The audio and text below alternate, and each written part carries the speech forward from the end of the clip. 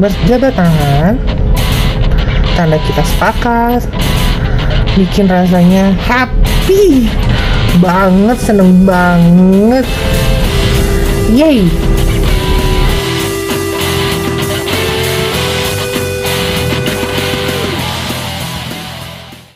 Dalam hubungan bisnis, hubungan bersama pasangan, dengan keluarga, pertemanan, bahkan dengan dosen ataupun di pusat perbelanjaan, dimanapun dalam proses untuk mendapatkan suatu persetujuan atau kesepakatan, dibutuhkan nih satu teknik khusus, yaitu negosiasi.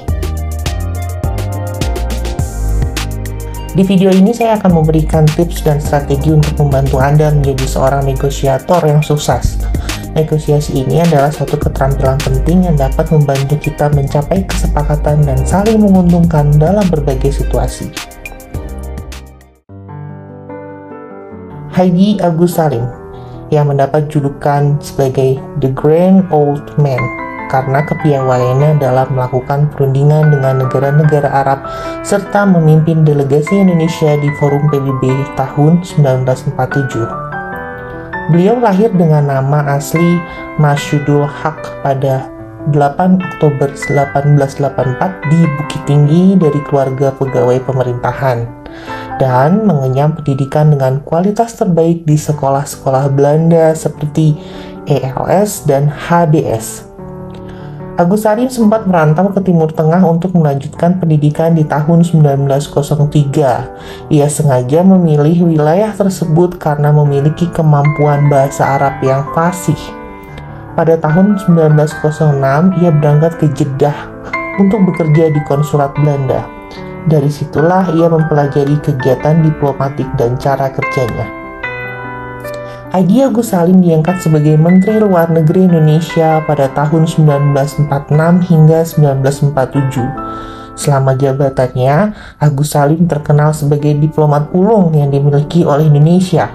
Ia berhasil meyakinkan negara-negara Islam untuk mengakui keberadaan Republik Indonesia secara de jure.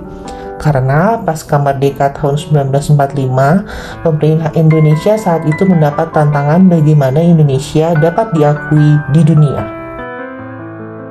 Pada tanggal 10 Juni 1947, Agus Salim bertugas ke negara Muslim dan mampu membuat satu kesepakatan dengan menandatangani nota persahabatan dan juga nota perdagangan antara Mesir dan Republik Indonesia di Kairo. Mesir ini menjadi negara pertama yang secara de jure mengakui Republik Indonesia. Kemudian langkah ini diikuti oleh negara Arab lainnya seperti Lebanon, Suriah, Irak, Arab Saudi, dan Yaman.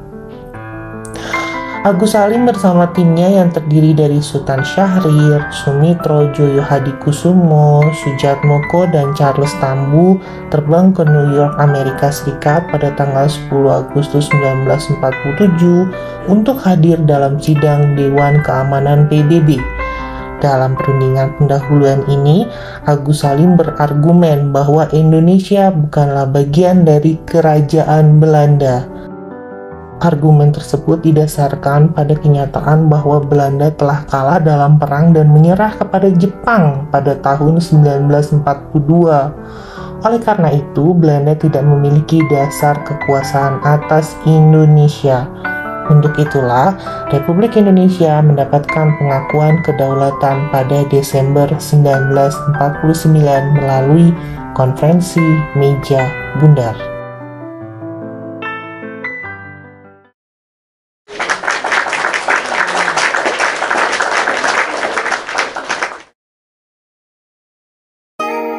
Dari pengalaman Haji Agus Salim dapat kita ambil pelajaran penting dalam bernegosiasi, yaitu ada 3 hal nih teman-teman. Yang pertama adalah skill atau teknik dalam melakukan negosiasi. Kemudian yang kedua, proses dan menikmati waktu dalam berkompromi. Dan yang terakhir adalah menerima hasil dari negosiasi dengan sadar. Yuk kita bahas satu-satu ya. Nah, skill apa saja sih yang dibutuhkan dalam negosiasi? Saya akan sampaikan ada 3 hal. Yang pertama adalah komunikasi. Mampu berbicara jelas, argumen yang terstruktur, dan ada suara yang tegas dan mencoba hindari konflik atau nada yang menantang. Coba deh fokus pada pencapaian kesepakatan yang menguntungkan untuk kedua belah pihak. Skill yang kedua adalah kemampuan untuk mendengarkan secara aktif. Jadi, kamu harus mendengarkan secara seksama dan memahami pandangan dan juga kebutuhan pihak lain. Ini merupakan satu keterampilan penting dalam negosiasi. Coba berikan perhatian penuh pada apa yang mereka katakan. Tunjukkan minat dan empati dan tanggapi dengan bijaksana. Ini akan membangun saling pengertian dan membantu dalam mencapai solusi yang menguntungkan. Artinya, kamu juga perlu mengelola emosi, tetap tenang dan terkendali, bahkan dalam situasi yang menegangkan atau konfrontatif. Hindari deh reaksi impulsif atau konfrontasi yang dapat merusak hubungan kalian, atau bahkan kesempatan untuk mencapai kesepakatan yang baik. Kemudian skill yang ketiga, yang terakhir, kita harus memiliki 3 hal penting. Kamu harus kreatif, fleksibel, dan solutif. Kemampuan untuk berpikir kreatif dan mencari solusi bersama yang memenuhi kebutuhan kedua belah pihak dapat meningkatkan peluang mencapai kesepakatan yang saling menguntungkan. Jika terjadi hambatan atau perbedaan pendapat, coba deh cari cara untuk menemukan solusi yang memenuhi kepentingan bersama dan menghasilkan hasil yang lebih baik daripada hanya kompromi sederhana. Kamu juga siap untuk mengubah pandangan atau strategi jika diperlukan untuk mencapai kesepakatan yang baik. Jadi penting untuk mengidentifikasi apa yang benar-benar penting bagi Anda dan apa yang dapat dikompromikan untuk mencapai kesepakatan yang menguntungkan.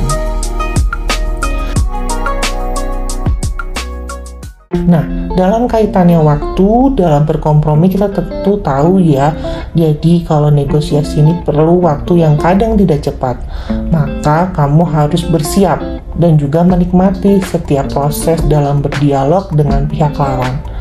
Coba buat pengaturan agenda di awal yang harus disepakati bersama. Nah, kamu harus tentuin nih berapa lama akan dibahas, berapa lama jedanya, apa yang akan dilakukan saat situasi memanas, apakah perlu dijeda atau ditunda sampai hari berikutnya. Kesepakatan-kesepakatan itu juga harus di awal.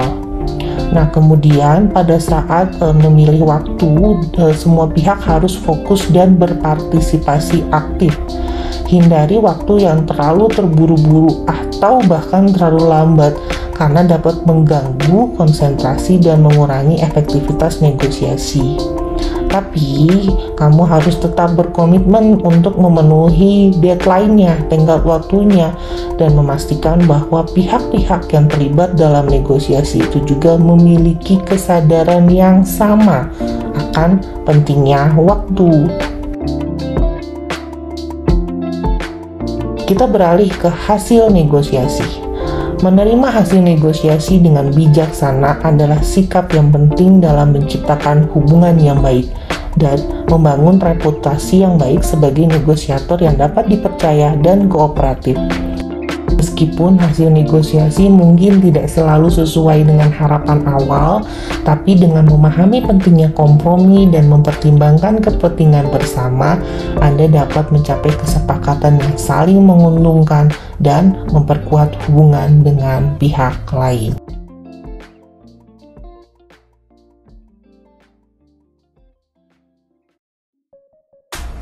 Seorang penulis yang bernama Brian Koslow mengatakan, during a negotiation, it will be wise not to take anything personally. If you leave personalities out of it, you will be able to see opportunities more objectively.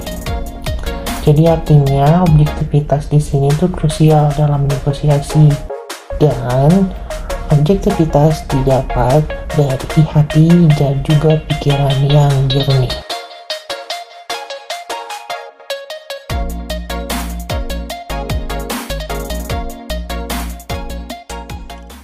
Tampilan dan personality seorang negosiator bisa dibentuk loh teman-teman. Dalam negosiasi, Persepsi ini memainkan peranan yang penting. Kunci dalam membuat persepsi yang baik adalah dengan menaikkan aura dan kewibawaan.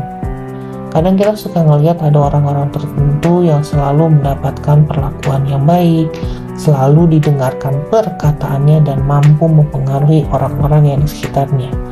Mereka inilah yang terus melatih aura dan kewibawaan yang positif sehingga dapat dengan mudah untuk ditangkap. Jadi, aura dan kewibawaan ini apa sih sebenarnya? Aura mengacu pada kesan dan energi yang dipancarkan oleh seseorang. Dalam negosiasi, memiliki aura yang positif dapat menciptakan suasana yang nyaman, membangkitkan kepercayaan, dan mempengaruhi bagaimana pihak lain berinteraksi dengan Anda. Aura yang kuat dan positif dapat membuat pihak lain merasa nyaman dan termotivasi untuk mencapai kesepakatan yang saling menguntungkan. Ada beberapa faktor nih yang dapat mempengaruhi aura dalam negosiasi. Saya sebutin ya satu-satu. Yang pertama adalah keyakinan diri. Memiliki keyakinan diri yang kuat dapat meningkatkan aura Anda. Jadi, tunjukkan keyakinan dalam berargumen dan pendekatan Anda. Kemudian faktor yang kedua adalah empati dan keterbukaan. Anda perlu menunjukkan empati, mendengarkan dengan baik, dan menunjukkan keterbukaan dalam menciptakan iklim positif yang membuat pihak lain merasa dihargai dan dipahami. Dan faktor yang terakhir adalah kehadiran. Artinya, menjadi hadir secara fisik dan mental dalam negosiasi dengan memberikan perhatian penuh kepada pihak lain dan dapat menciptakan aura yang kuat dan menunjukkan keterlibatan yang serius. Lalu, kewibawaan itu apa? Nah, kewibawaan ini mengacu pada otoritas, pengetahuan, dan juga reputasi yang Anda miliki dalam suatu bidang atau topik tertentu. Kewibawaan dalam negosiasi adalah tentang bagaimana Anda dipandang sebagai sumber informasi yang berharga dan dapat diandalkan. Kewibawaan yang kuat dapat mempengaruhi bagaimana pihak lain memandang dan merespon argumen dari tawaran Anda. Nih, saya sampaikan beberapa faktor yang dapat mempengaruhi kewibawaan dalam negosiasi. Antara lain ya, yang pertama adalah pengetahuan dan persiapan. Jadi, Anda harus menguasai topik yang sedang diperdebatkan dan melakukan persiapan yang baik. Pengetahuan yang mendalam tentang hal-hal yang relevan dapat memberi Anda keunggulan dalam negosiasi. Kemudian faktor yang lain adalah tentunya pengalaman dan prestasi. Jadi riwayat pengalaman dan prestasi di bidang yang terkait dengan negosiasi dapat meningkatkan kewibawaan Anda. Memiliki catatan prestasi yang kuat dapat membuat pihak lain lebih cenderung untuk mendengarkan dan menghormati pendapat Anda. Faktor yang lain adalah etika dan integritas. Dengan menunjukkan integritas dalam negosiasi dan berkomitmen untuk mengikuti prinsip-prinsip etis juga dapat dengan mudah membangun kewibawaan Anda. Jaga reputasi Anda sebagai negosiator yang jujur, adil, dan juga dapat diandalkan. Penting untuk diingat bahwa aura dan kewibawaan bukan hanya tentang bagaimana Anda terlihat, tapi juga tentang Anda berperilaku dan berkomunikasi dengan pihak lain. Memiliki aura yang positif dan kewibawaan yang kuat dapat mempengaruhi dinamika dan hasil negosiasi secara keseluruhan. Oleh karena itu, perhatikan sikap, perilaku, dan penampilan Anda dalam upaya membangun aura yang positif dan meningkatkan kewibawaan dalam negosiasi. Saya punya referensi film yang menggambarkan gimana proses negosiasi bisa dilakukan. Jadi judulnya Up in the Air, salah satu film tahun 2009 yang dibintangi oleh George Clooney. Ini filmnya sangat menarik loh teman-teman. Yuk kita lihat yuk cuplikannya yuk. To do today is watch and listen. When I talk about a strategy packet, you hand them one of those. Sounds great. So although I wish I were here with better news, the fact is that you and I are sitting here today because this will be your last week of employment at this company. Why me? What am I supposed to do now? Am I supposed to feel better that I'm not the only one losing my job? This is ridiculous. I have been a fine employee for over 10 years, and this is the way you treat me. How you sleep at night, man? Huh? How's your family? They sleeping well at night? Electricity still on? Heat still on? Refrigerator full of food? Gas tank full of gas? Going Chuck E. Cheese this weekend or something? Not me. No, my kids, we're not going to do anything.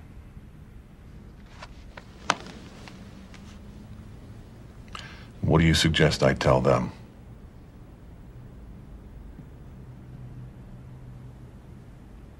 Perhaps you're underestimating the positive effect that your career transition can have on your children.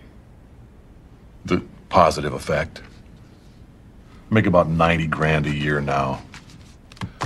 Unemployment is what, $250 a week? Is that one of your positive effects? Well, we'll get to be cozier because I'm not going to be able to pay my mortgage on my house, so maybe we can move into a nice fucking one-bedroom apartment somewhere. And I guess without benefits, I'll be able to hold my daughter as she, suffers from her asthma that I won't be able to afford the medication for. Well, tests have shown that children under moderate trauma have a tendency to apply themselves academically as a method of coping. Go fuck yourself. That's what my kids will think. Your children's admiration is important to you?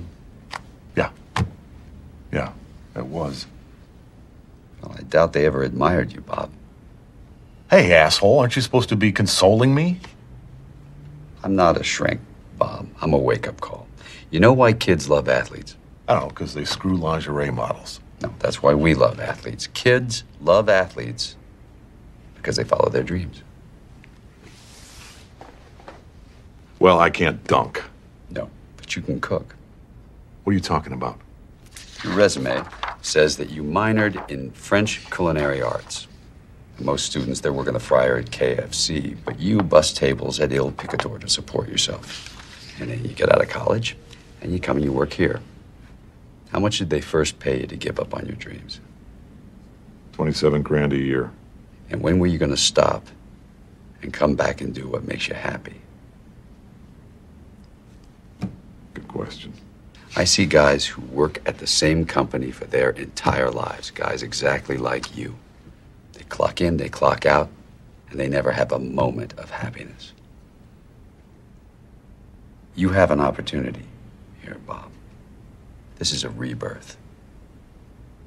Now, if not for you, do it for your children.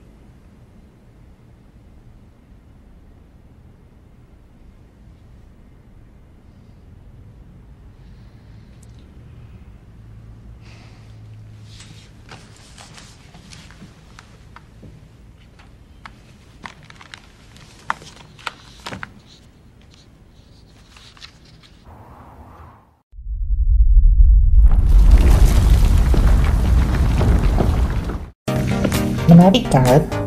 Ada satu hal yang menarik pada cuplikan film tersebut, yaitu skill untuk mengontrol lawan. Mengontrol lawan saat negosiasi bukanlah tentang mengendalikan mereka secara penuh atau memaksakan kehendak Anda. Sebaliknya, itu lebih mengacu pada kemampuan Anda untuk mempengaruhi dan mengarahkan jalannya negosiasi agar sesuai dengan kepentingan Anda. Berikut saya kasih nih beberapa strategi yang dapat membantu Anda untuk mengontrol lawan saat negosiasi. Ini ada 3 hal. Yang pertama adalah kenali lawan Anda. Apakah lawan Anda itu orang yang sangat logis atau sangat tersentuh atau banyak empatinya? Jadi caranya adalah biarkan lawan Anda berbicara sendiri selama 5 menit. Tugas Anda adalah dengarkan dengan teliti dan pelajari nonverbal saat mereka berbicara. Jangan hanya fokus pada argumen dan tawaran mereka, tapi juga cari petunjuk mengenai kepentingan mereka, kebutuhan, dan keprihatinan. Ini akan memberi Anda wawasan tentang motivasi mereka dan membantu Anda merumuskan respon yang tepat. Kemudian yang kedua adalah kontrol komunikasi. Saat berkomunikasi dengan lawan, jaga kendali atas percakapan. Dorong lawan untuk membuka diri dan berbagi informasi lebih banyak. Ajukan pertanyaan yang relevan dan arahkan percakapan ke topik yang sesuai dengan kepentingan Anda.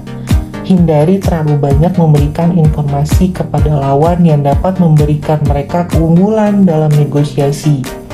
Berikan pertanyaan apa dan bagaimana. Ini akan memberikan ilusi kontrol dan membuat mereka merasa lebih pintar dengan diberikan ruang yang banyak. Catat semuanya dan siapkan argumentasi yang mematahkan pandangan mereka dengan waktu yang tepat. Kemudian yang ketiga, berikan pilihan terbatas. Saat mencapai titik impas atau konflik, berikan pilihan terbatas kepada lawan. Ini memberikan Anda kontrol atas batasan-batasan yang ada dan mengarahkan lawan untuk memilih dari opsi yang telah Anda tentukan sebelumnya. Namun, pastikan bahwa pilihan yang Anda berikan masih dapat memenuhi kepentingan dan tujuan Anda. Saya punya tips manjur yang bisa digunakan saat situasinya terlalu fokus pada satu titik tertentu dan cenderung menjadi berdebat yang gak habis-habis. Tipsnya adalah namanya flip question. Flip question dalam negosiasi adalah teknik yang digunakan untuk mengubah perspektif atau menghadirkan sudut pandang baru dalam sebuah perdebatan atau negosiasi. Dengan menggunakan flip question, Anda dapat merangsang pemikiran kreatif, mengubah cara berpikir lawan, dan membuka kemungkinan solusi yang sebelumnya nggak pernah dipikirkan. Contoh flip question dapat berupa pertanyaan seperti, apa yang akan Anda lakukan jika Anda berada di posisi kami? Atau, bagaimana pendekatan Anda akan berbeda jika Anda melihat ini dari sudut pandang kepentingan bersama? Pertanyaan semacam ini akan menggiring lawan untuk memikirkan perspektif Anda dan mendorong dialog yang lebih kreatif dan kolaboratif. Penggunaan flip question memberikan beberapa kelebihan dalam negosiasi. Yang pertama, dapat membantu mengurangi ketegangan dan konfrontasi karena memindahkan perhatian dari posisi bertentangan menuju eksplorasi solusi yang mungkin.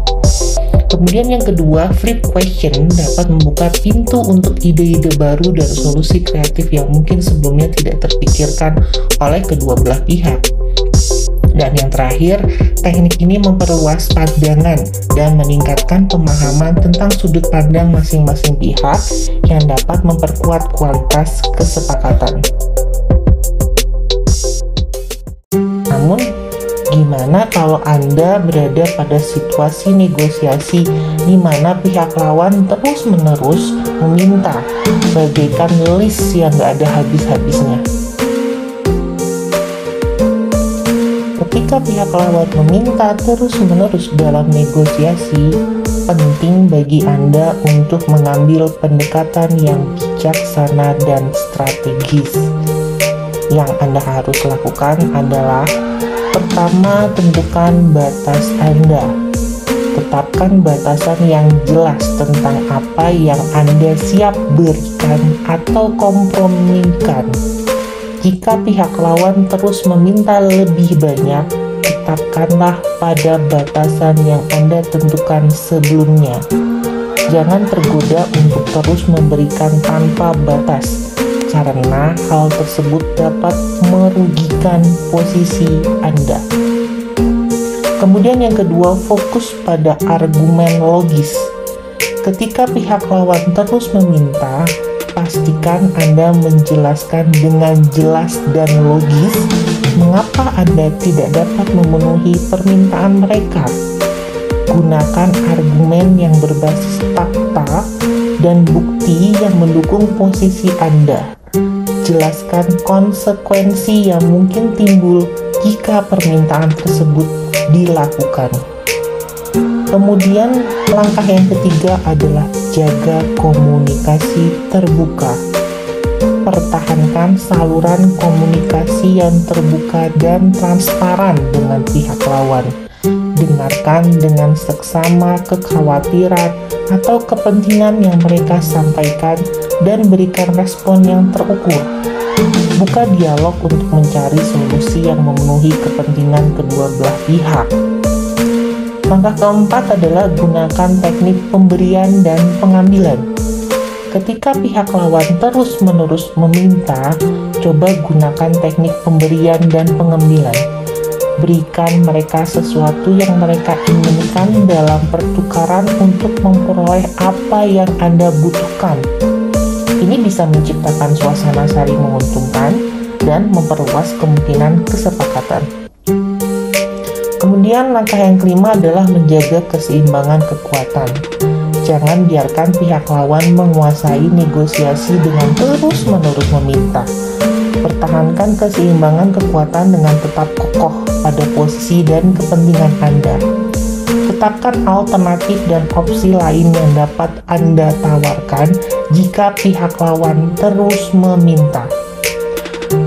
Kemudian langkah selanjutnya adalah berikan penjelasan yang jelas.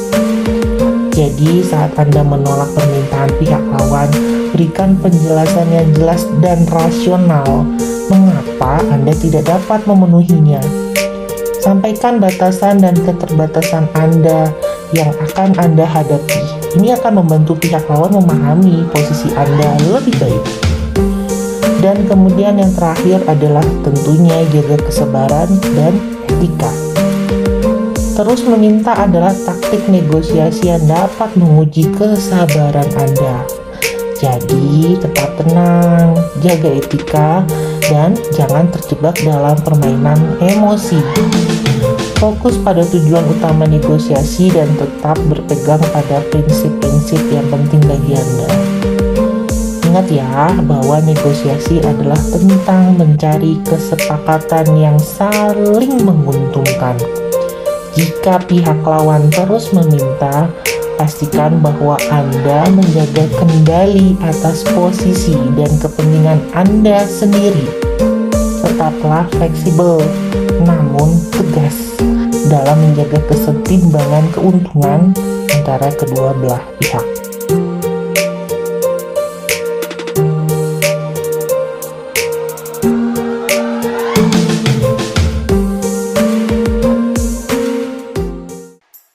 Alternatif. Jadi alternatif ini adalah alat penting dalam negosiasi, teman-teman. The more alternatives you have and the stronger they are, the more powerful you are in that negotiation. Tetapkan BATNA. BATNA ini singkatan dari Best Alternative to Negotiated Agreement. BATNA ini adalah alternatif terbaik yang dapat Anda capai jika negosiasi tidak berhasil mencapai kesepakatan yang memadai. Caranya gimana sih? Jadi dengan melakukan riset untuk mengumpulkan informasi yang relevan tentang situasi, pasar, dan pihak lawan yang terlibat dalam negosiasi. Pahami kekuatan dan kelemahan mereka, serta tujuan dan preferensi mereka. Informasi ini akan membantu Anda dalam mengidentifikasi alternatif yang mungkin. Tinjau juga sumber daya yang Anda miliki, baik secara finansial, fisik, maupun sumber daya lainnya yang dapat Anda manfaatkan. Pertimbangkan keterbatasan dan kelebihan yang ada dalam mencapai tujuan Anda.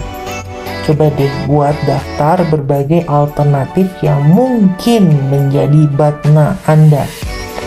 Pikirkan kreatif dan jangan terpaku pada satu opsi saja.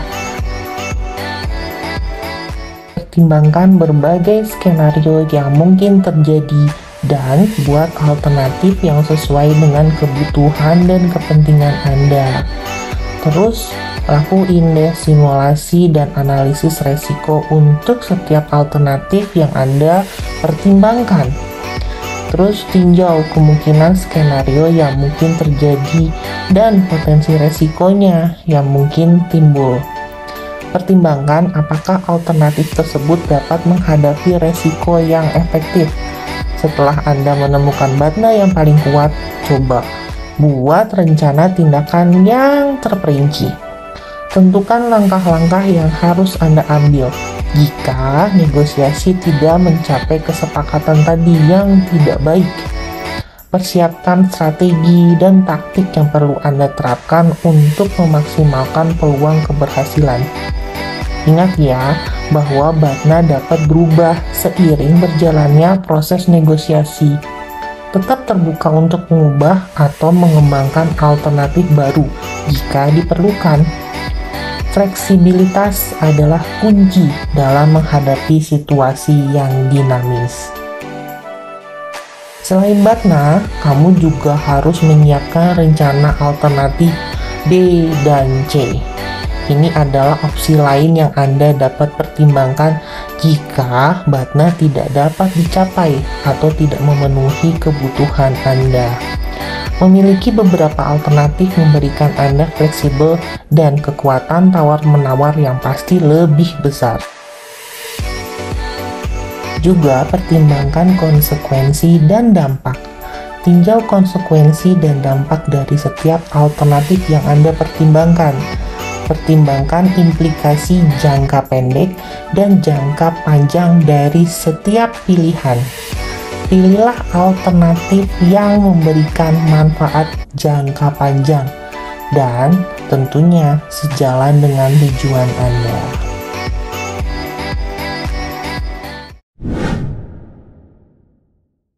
Chris Voss pernah mengatakan, "Negotiation is not an act of battle. It's a process of discovery. The goal is to uncover as much information as possible." Jadi negosiasi ini bukan perang, teman-teman, melainkan sebuah proses untuk mencapai kesepakatan yang menguntungkan semua pihak yang terlibat. Pendekatan ini melibatkan upaya untuk menemukan kepentingan bersama dan mencari solusi yang saling menguntungkan.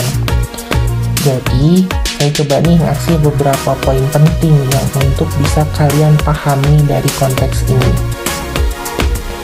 Jadi yang pasti, kolaborasi lebih penting daripada konfrontasi.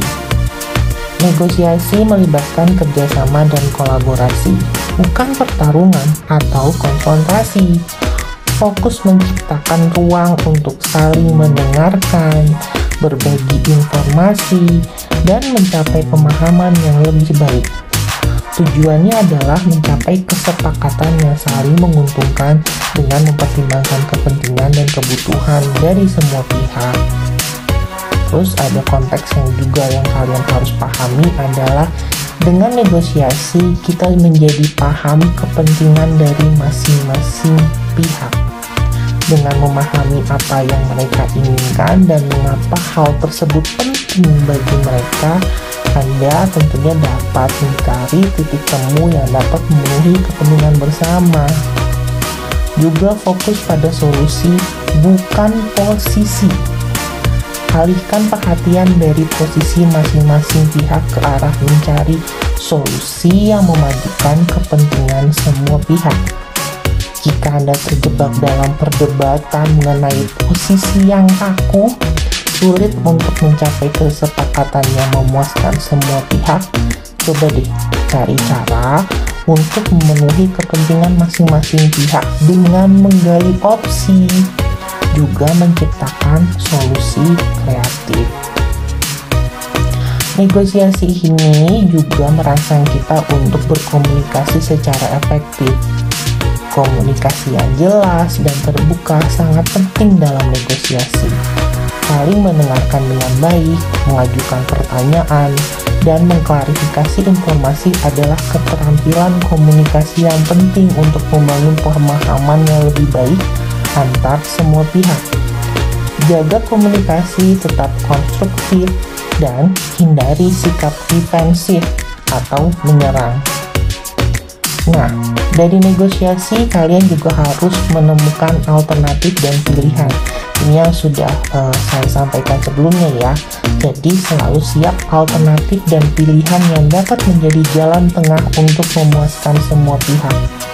Cari keseimbangan antara memberikan dan menerima, serta cari solusi yang mencapai tujuan utama semua pihak dengan cara yang berbeda.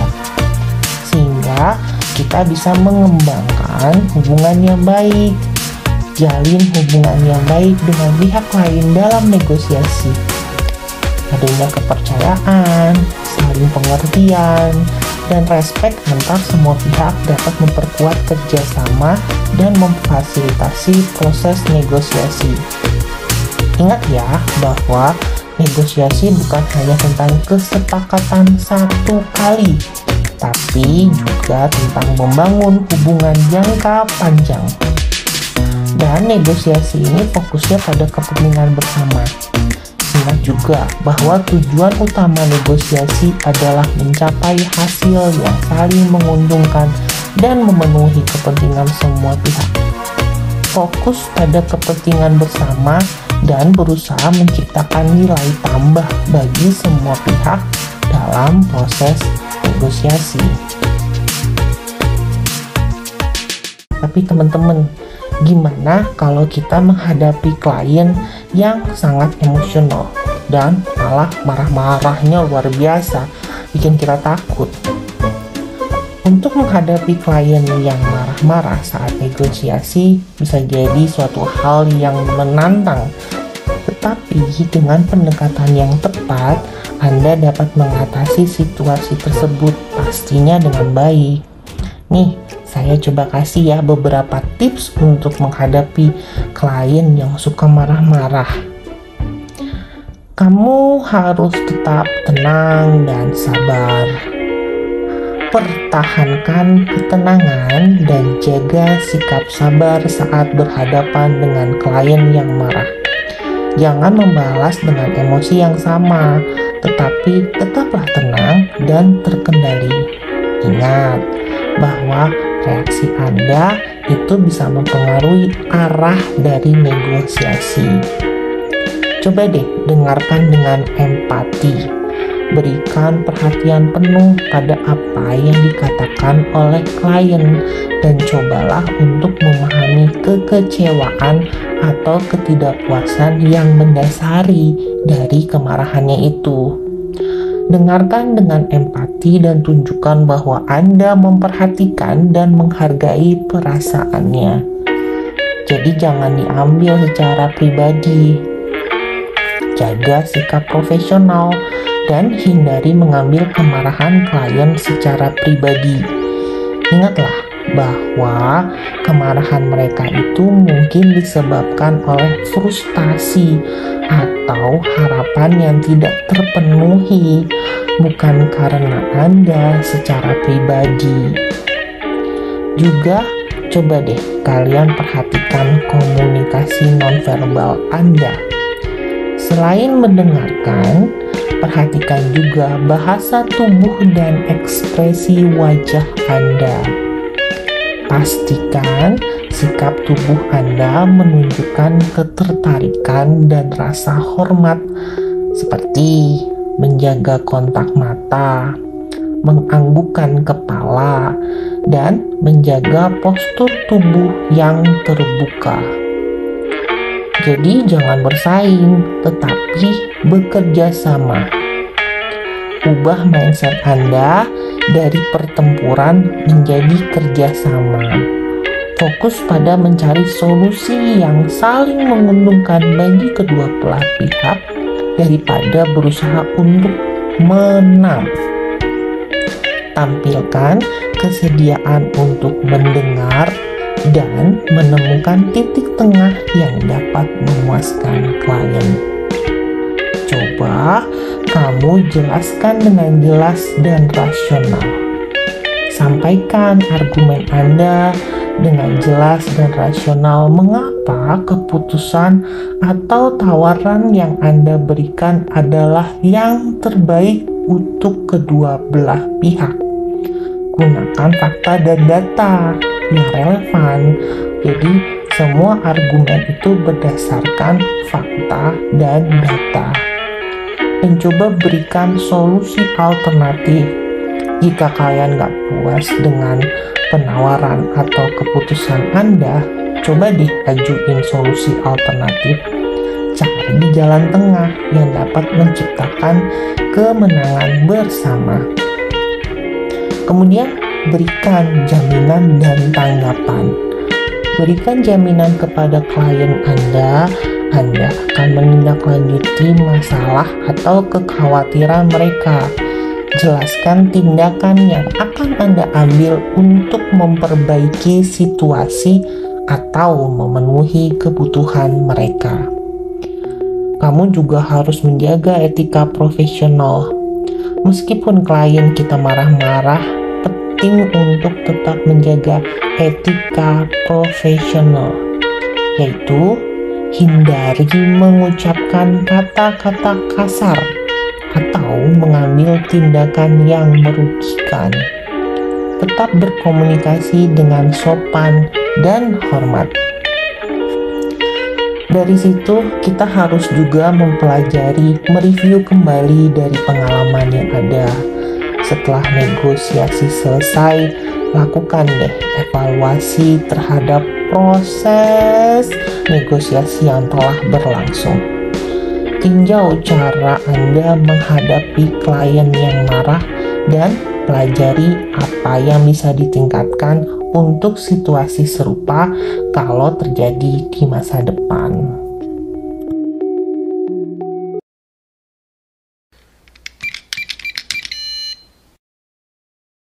Seorang introvert juga dapat menjadi negosiator yang sukses dengan memanfaatkan kekuatan dan karakteristik yang dimiliki. Nih, saya kasih beberapa tips ya kalian seorang introvert untuk bisa menjadi negosiator yang handal. Yang pertama tentu manfaatkan kemampuan mendengarkan. Karena introvert cenderung memiliki kemampuan mendengarkan yang baik. Gunakan kekuatan ini dengan mendengarkan secara seksama apa yang dikatakan oleh pihak lain dalam negosiasi. Berikan perhatian penuh pada informasi dan isyarat yang diberikan, sehingga Anda dapat memahami kebutuhan dan kepentingan mereka secara tepat. Kemudian, persiapkan dengan matang. Introvert biasanya memiliki kecenderungan untuk mempersiapkan diri sebelum terlibat dalam interaksi sosial. Manfaatkan karakteristik ini dengan melakukan riset mendalam, mengumpulkan informasi yang relevan, dan merencanakan strategi sebelum negosiasi dimulai.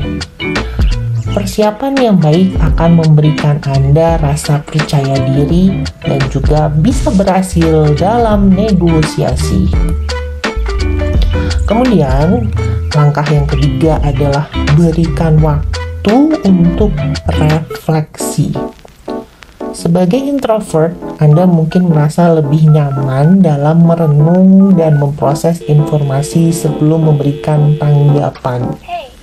Gunakan waktu ini untuk mempertimbangkan argumen, memikirkan opsi dan mengevaluasi konsekuensi dari setiap langkah yang akan diambil. Menghargai waktu untuk refleksi dapat membantu Anda mengambil keputusan yang lebih baik dalam negosiasi. Juga gunakan keahlian menulis.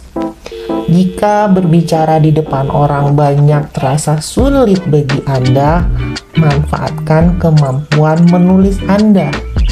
Sampaikan pemikiran dan argumen Anda melalui surat atau email.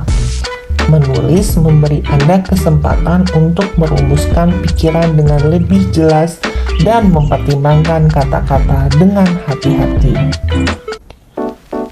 Juga harus fokus pada kualitas daripada kuantitas. Karena sebagai seorang introvert, Anda mungkin lebih memilih untuk berbicara dengan cermat dan terarah daripada berbicara secara berlebihan. Manfaatkan kecenderungan ini dengan fokus pada kualitas pesan yang disampaikan daripada kuantitasnya. Pilih kata-kata dengan hati-hati dan berbicara saat Anda memiliki sesuatu yang berarti untuk disampaikan. Terkait dengan pertanyaan, coba deh ajukan pertanyaan yang bijaksana.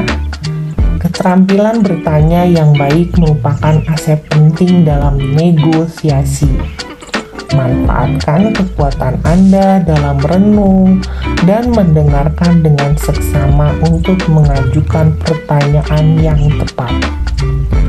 Pertanyaan-pertanyaan yang bijak dapat membantu Anda mendapatkan pemahaman yang lebih dalam tentang kebutuhan dan kepentingan pihak lain.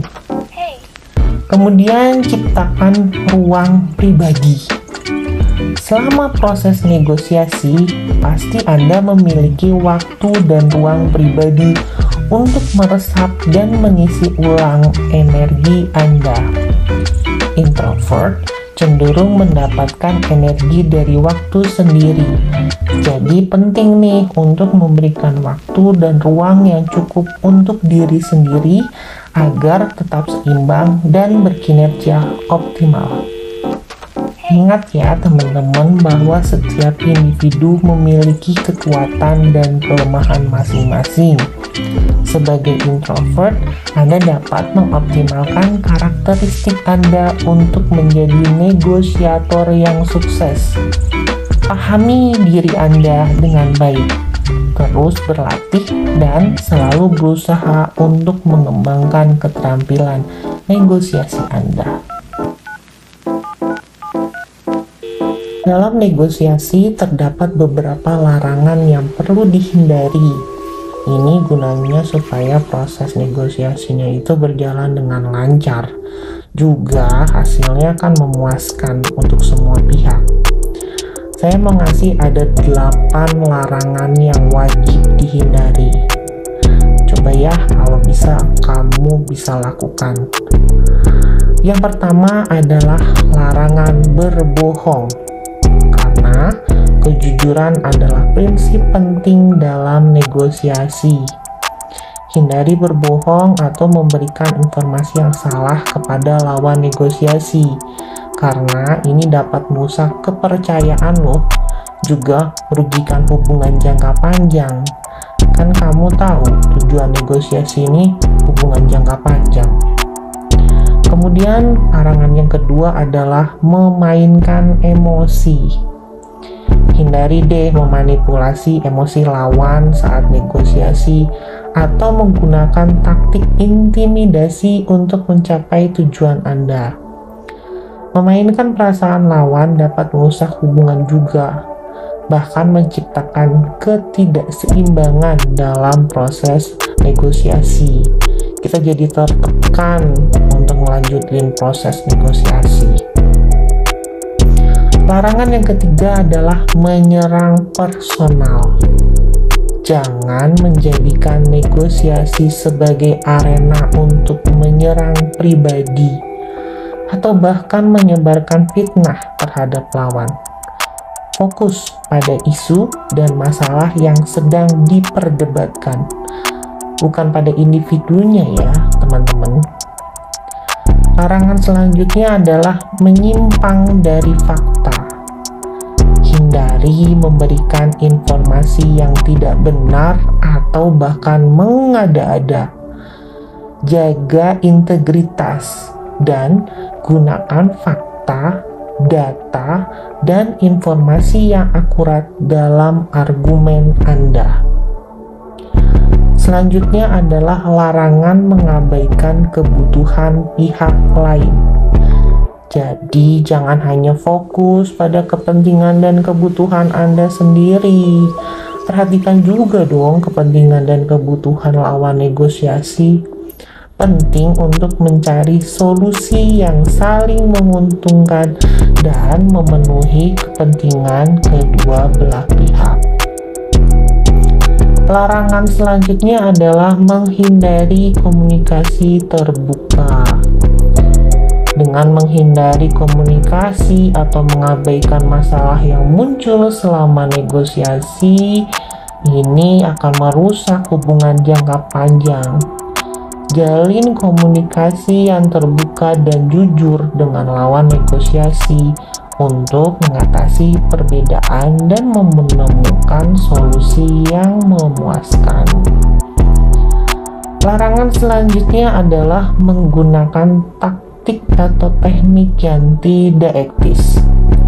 Hindari menggunakan teknik-teknik yang tidak etis seperti tekanan yang berlebihan, pemerasan, atau memanipulasi informasi.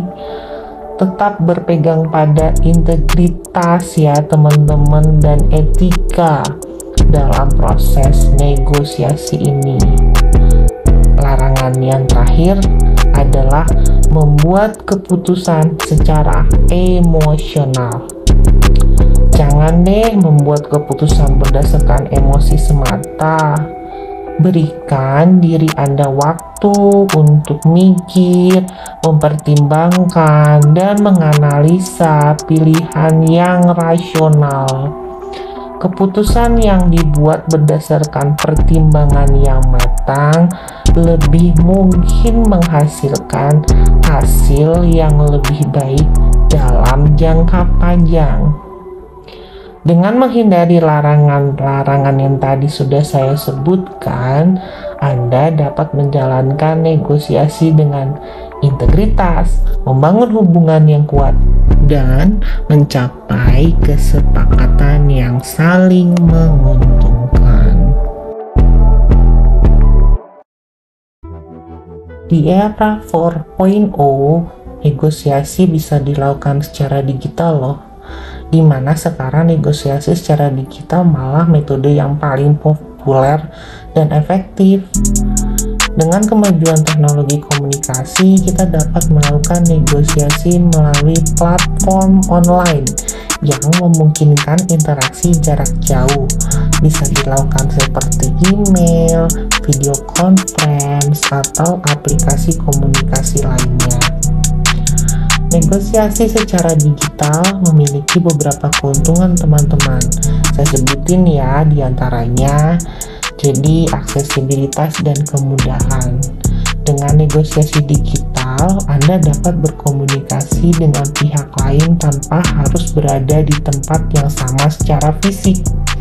Anda dapat melakukan negosiasi dari mana saja asalkan terhubung ke internet. Ini memudahkan untuk berkomunikasi dengan pihak yang berada di lokasi yang sangat jauh, sehingga dapat dilakukan efisiensi waktu dan biaya.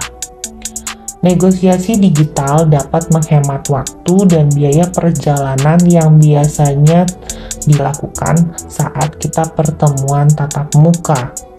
Anda tidak perlu melakukan perjalanan jauh untuk bertemu dengan lawan negosiasi, jadi bisa murah deh, nggak ada waktu dan biaya transportasi yang keluar. Kemudian dengan digital akan terbentuk fleksibilitas jadwal. Dalam negosiasi digital, jadwal dapat lebih fleksibel. karena Anda dapat mengatur waktu yang paling sesuai dari kedua belah pihak. Anda tidak perlu mempertimbangkan waktu perjalanan atau batasan geografis yang tentunya dapat mempengaruhi dari jadwal pertemuan. Kemudian keuntungan selanjutnya adalah penggunaan teknologi yang mendukung. Platform digital menyediakan berbagai fitur yang mendukung proses negosiasi, seperti kemampuan untuk sharing dokumen, melakukan presentasi, atau bisa mengatur pooling.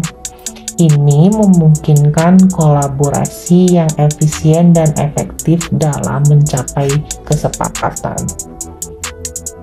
Tapi, ada juga yang harus dipertimbangkan dalam melakukan negosiasi digital. Yang pertama adalah komunikasi tertulis. Dalam negosiasi digital, komunikasinya lebih cenderung bersifat tertulis. Ini dapat mempengaruhi interpretasi pesan dan meningkatkan resiko kesalahpahaman. Penting untuk mengungkapkan diri dengan jelas dan memastikan pesan Anda dipahami dengan benar oleh lawan negosiasi. Pertimbangan selanjutnya adalah masalah keterbatasan nonverbal. Dalam negosiasi tatap muka, kita pasti bisa ngeliat ekspresi wajahnya, gerakan tubuhnya, atau nada suara lawan negosiasi. Itu bisa jadi memberikan petunjuk tentang pemahaman atau respon dari mereka. Namun, dalam negosiasi digital, elemen ini mungkin terbatas, teman-teman. Oleh karena itu, penting untuk tetap berkomunikasi dengan hati-hati dan memperhatikan konteks komunikasi. Kemudian pertimbangan selanjutnya adalah terkait dengan keamanan dan kerahasiaan. Dengan menggunakan platform digital untuk negosiasi, berarti kita juga harus memastikan keamanan dan kerahasiaan informasi yang dibagikan. Pastikan Anda menggunakan platform yang aman dan juga melindungi data dan informasi yang sensitif. Pastikan sekali lagi platformnya ya teman-teman, karena jangan sampai data kita bocor atau bisa kena hack dari pihak-pihak yang tidak bertanggung jawab. Jadi kesimpulannya, negosiasi secara digital ini sebenarnya bisa jadi alternatif yang efektif dan praktis loh dalam menjalankan proses negosiasi. Dengan memanfaatkan teknologi digital yang ada dan memahami tantangan-tantangannya, negosiasi secara digital dapat memberikan paling enggak nih bisa memberikan fleksibilitas, efisiensi, dan juga aksesibilitas yang tinggi.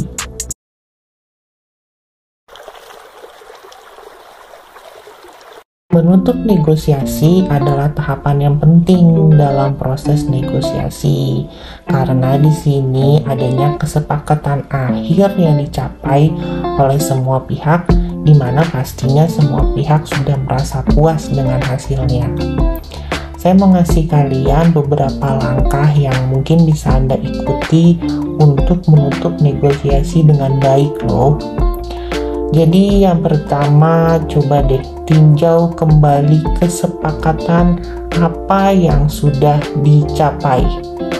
Sebelum menutup negosiasi, pastikan untuk mengulang dan memastikan bahwa semua pihak telah sepakat dengan rincian dan kondisi kesepakatan yang telah dibahas. Tinjau kembali poin-poin utama dan pastikan bahwa semua hal penting telah dijelaskan dengan jelas.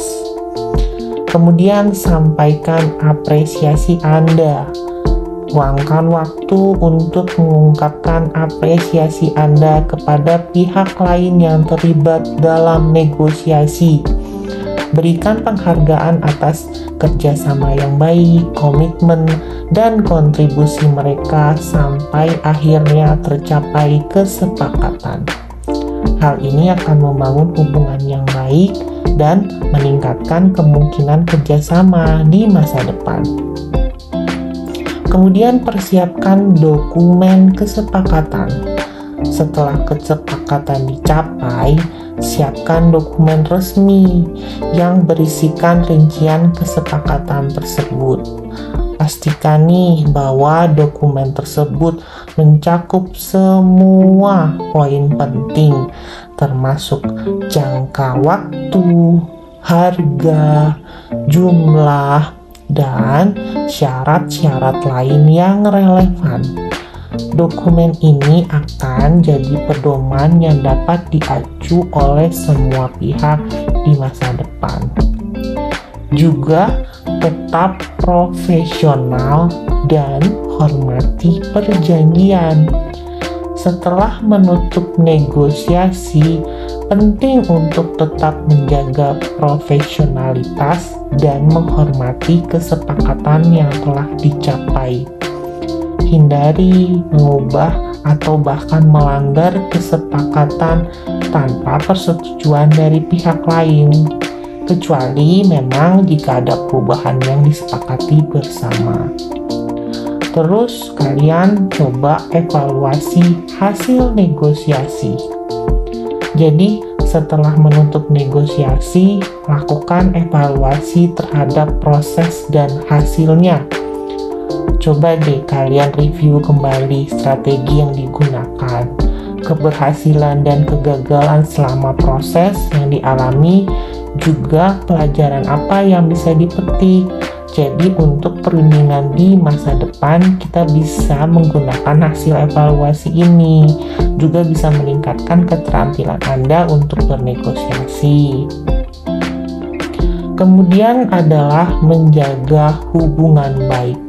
Meskipun negosiasi telah ditutup, penting juga untuk menjaga hubungan yang baik dengan pihak lain. Coba kamu berikan follow up yang tepat. Pertahankan komunikasi terbuka dan jaga komitmen yang telah dibuat. Memelihara hubungan yang baik akan memfasilitasi kolaborasi dan juga kesempatan bisnis di masa depan. Jadi menutup negosiasi dengan baik adalah kuncinya untuk mencapai kesepakatan yang saling menguntungkan dan menjaga hubungan yang positif. Jadi kalian bisa ke depannya akan dengan mudah. Saya coba summary-kan ya apa yang sudah kita bahas sejak awal. Ini saya kasih 5 checklist negosiasi. Pertama, kalian harus lihat detail. Kemudian yang kedua, antisipasi segala tantangan yang mungkin aja timbul. Yang ketiga, kalian harus berpikir kritis dan fleksibel. Juga memberikan argumen yang logis dan berbasis fakta dan data. Kemudian yang terakhir adalah evaluasi segala macam alternatif atau opsi yang akan mungkin timbul. Jadi teman-teman, negosiasi ini adalah seni yang memadukan keterampilan teknis, komunikasi, kreativitas, dan pemahaman antar budaya. Jadi seperti seorang seniman nih yang menciptakan karya yang unik dan berharga, seorang negosiator pun harus mampu mencapai hasil yang saling menguntungkan melalui proses yang kolaboratif, inovatif, dan penuh kebijaksanaan. Seperti kata Harry Holkery, di dalam negosiasi ciptakanlah ruang untuk kolaborasi, bukan konfrontasi. Mungkin itu saja teman-teman, tingkatkan skill kamu untuk bernegosiasi, dijamin banyak manfaatnya. Thank you for watching. Jangan lupa tekan tombol like, subscribe, dan notifikasi lonceng ya. Sampai ketemu di video selanjutnya. Bye.